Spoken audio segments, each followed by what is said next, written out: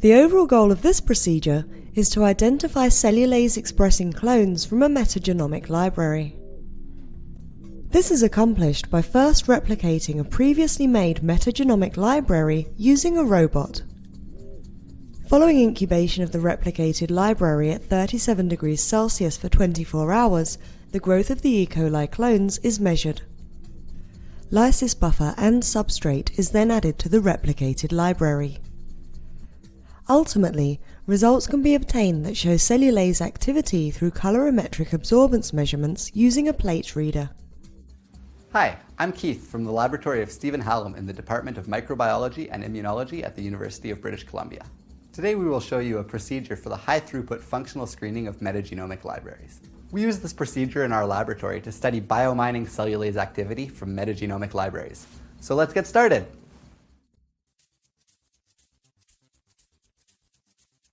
Before starting this protocol, prepare a metagenomic library stored in a 384 well plate format. This study uses the PCC1 copy control phosmid vector in combination with phage T1 resistant transfectomax Epi300 T1 resistant E. coli cells as the library host.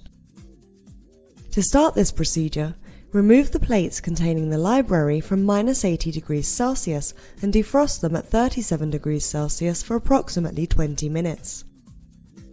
Meanwhile, use the UV light sterilizing feature on the QPix2 to sterilize the robot for 15 minutes.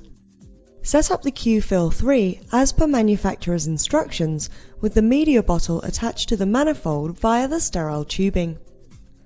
Program the QFill3 for the appropriate amount of